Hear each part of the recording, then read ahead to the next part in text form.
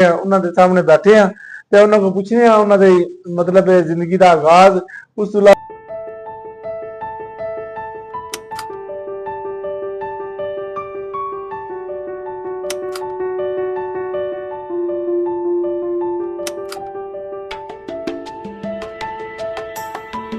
लो जी दोस्तों, साडा फार्मूला जरा हो गया मुकम्मल, क्योंकि असी जिस काम वास्ते इतनी मेहनत की है और तुहानू और मैं मोबाइल ते वीडियो बना जी मेहनत की है। अस्सलाम वालेकुम व रहमतुल्लाहि व बरकातहू। अल्लाह तो उम्मीद रखने तुसी ठीक हो। लो जी, अज दे व्लॉग दा आगाज करने गए हां ते अज एक खास जगह ते आए हां। जैसा कि तुहानू नजर आ रहा है सामने जिहड़ी शख्सियत जिन्हां दा अज इंटरव्यू कर रहे हैं उन्हां दे सामने बैठे हां ਤੇ ਉਹਨਾਂ ਕੋਲ ਪੁੱਛਨੇ ਆ ਉਹਨਾਂ ਦੇ ਮਤਲਬ ਜ਼ਿੰਦਗੀ ਦਾ ਆਗਾਜ਼।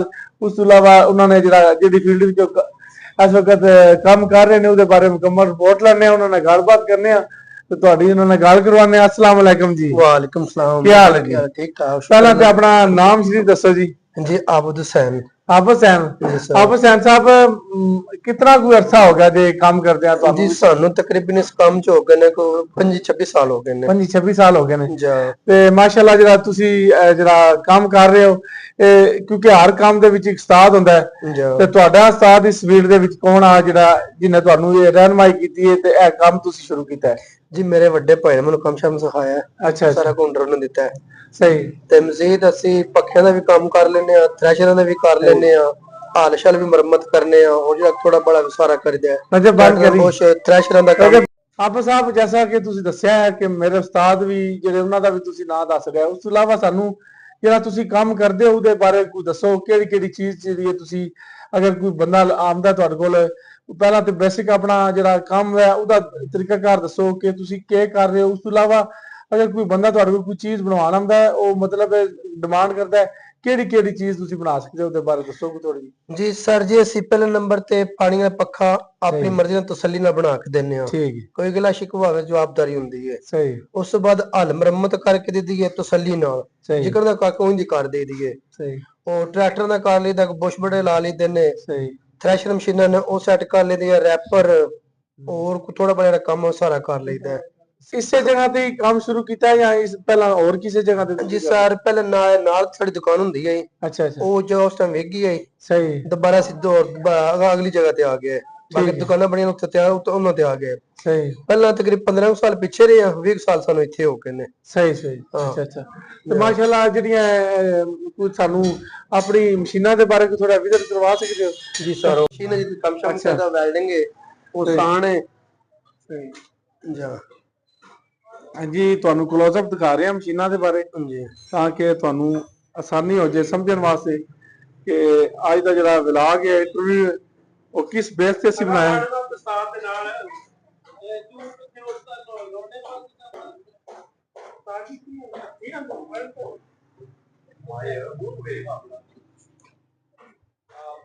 तो जैसा कि ਤੁਹਾਨੂੰ ਆਬਦ ਨੇ ਗੱਲ ਦੱਸੀ ਹੈ, ਜਿਹੜੀਆਂ ਜਿਹੜੀਆਂ ਚੀਜ਼ਾਂ ਅਸੀਂ ਬਣਾ ਸਕਨੇ ਆ ਉਹਦੇ ਬਾਰੇ ਕੋ ਥੋੜਾ ਹੋਰ ਤੁਹਾਨੂੰ ਵਿਜ਼ਿਟ ਕਰਵਾਉਂਦੇ ਆ।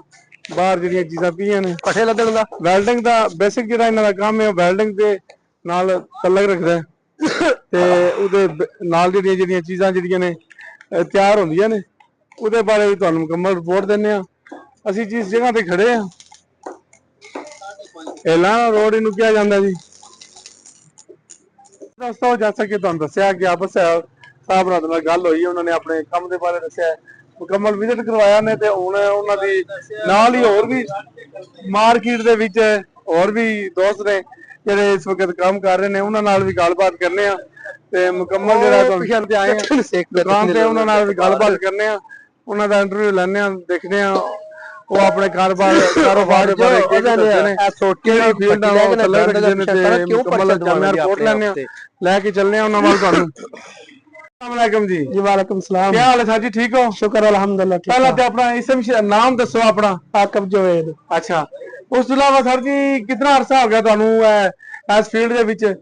इस फील्ड ਦੇ ਵਿੱਚ हमें हो गया 8 साल। 8 साल हो गए ने। हां जी माशाल्लाह। ਪਹਿਲਾਂ ਇੱਥੇ इस जगह पे पक्के आए हो या ਇਸ ਤੋਂ ਇਲਾਵਾ ਪਹਿਲਾਂ ਹੋਰ ਕਿਹੜੇ? 2 साल हो गए इस दुकान ਤੇ पहले ऊपर नाल दुकान। हां जी माशाल्लाह जी माशाल्लाह। बहुत अच्छा लगा जी ਤੁਹਾਡੇ ਨਾਲ ਗੱਲਬਾਤ ਕਰਕੇ। अल्लाह पाक ਤੁਹਾਨੂੰ खुश रखे जी। शुक्रिया। ਬਾਕੀ ਦੋਸਤੋ ਤੁਹਾਨੂੰ ਇਹਨਾਂ ਦੀ ਦੁਕਾਨ ਦੇ ਬਾਰੇ ਬੇਸਿਕ ਜਿਹੜੀਆਂ ਚੀਜ਼ਾਂ ਜਿਹੜੀਆਂ ਰੱਖੀਆਂ ਨੇ ਇਹਨਾਂ ਨੇ ਉਹਨਾਂ ਬਾਰੇ ਤੁਹਾਨੂੰ ਵਿਜ਼ਿਟ ਕਰਵਾਉਂਦੇ ਆ ਤਾਂ ਕਿ ਤੁਹਾਨੂੰ ਵੀ ਇਨਫਾਰਮ ਹੋਵੇ ਕਿ ਕਿਹੜੀ ਕਿਹੜੀ ਚੀਜ਼ ਇਹਨਾਂ ਕੋਲ ਮਿਲ ਸਕਦੀ ਹੈ ਆਸਾਨੀ ਨਾਲ। ਜਾਂ ਫੇਸਬੁੱਕ ਦਾ ਵੀ ਹੈ। ਉਹਦਾ ਨਾਮ ਅਸਜਦ ਹੁਸੈਨ। ਕਾਕੂ ਵਲੌਗ ਦੇ ਨਾਂ ਦੇਈਏ। ਆਈਡੀ ਜਿਹੜੀ ਹੈ ਨਾ ਉਹ ਕਾਕੂ ਵਲੌਗ ਦੇ ਨਾਂ ਬੇਸਿਕ ਜਿਹੜੀ ਜਾਂ VLOG ZZ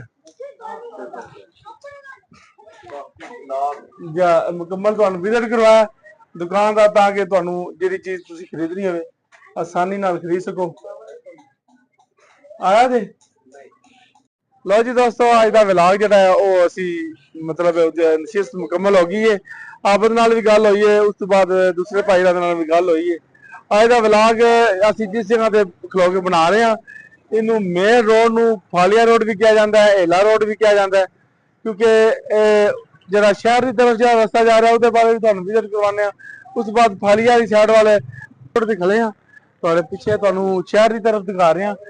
ਸ਼ਹਿਰ ਸਾਹਮਣੇ ਨਜ਼ਰ ਆ ਰਿਹਾ, ਸ਼ਹਿਰ ਦੀ ਤਰਫ ਜਾ ਰਿਹਾ ਰੋਡ ਤੇ ਉਸ ਤੋਂ ਇਲਾਵਾ ਤੁਹਾਨੂੰ ਦਿਖਾਣੇ ਆ ਜਿਹੜਾ ਫਾਲੀਆ ਦੀ ਤਰਫ ਰੋਡ ਜਾਂਦਾ ਉਹਦੇ ਬਾਰੇ ਮੁਕੰਮਲ ਰਿਪੋਰਟ ਦਿੰਦੇ ਆ।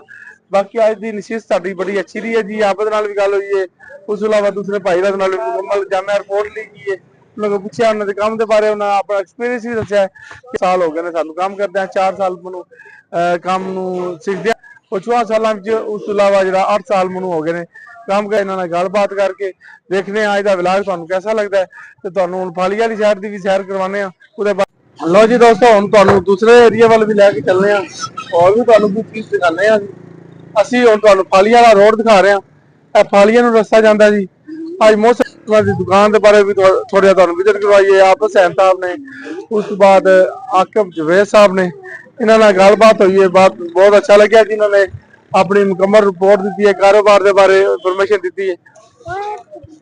ਇਸ ਤੋਂ ਇਲਾਵਾ ਜੀ मोहतरम जंज गुजर रही है जी, जंज जा रही है, ਉਹਦੇ ਬਾਰੇ ਵੀ ਥੋੜਾ ਤੁਹਾਨੂੰ ਵਿਜ਼ਿਟ ਕਰਵਾ ਸਕਦੇ ਆ ਕਿਉਂਕਿ ਅੱਜ ਕੱਲ ਸ਼ਾਦੀਆਂ ਦਾ ਸੀਜ਼ਨ ਹੈ। ਸ਼ਾਦੀਆਂ ਬੜੀਆਂ ਅੱਜ ਕੱਲ ਹੋ ਰਹੀਆਂ ਨੇ, ਉਹ ਵੀ ਕੰਮ ਨਾਲ ਨਾਲ ਚੱਲਦਾ ਵਾ ਸਰਦੀਆਂ ਨਾਲ। ਲੋ ਜੀ ਦੋਸਤੋ ਅੱਜ ਦਾ ਵਲੌਗ ਇੱਥੇ ਤੱਕ। ਦੇਖਨੇ ਅੱਜ ਦਾ ਵਲੌਗ ਤੁਹਾਨੂੰ ਕਿਹਦਾ ਲੱਗਦਾ ਹੈ। ਮਿਲਨੇ ਆ ਕਿਸੇ ਹੋਰ ਵਲੌਗ ਵਿੱਚ। अस्सलाम वालेकुम जी।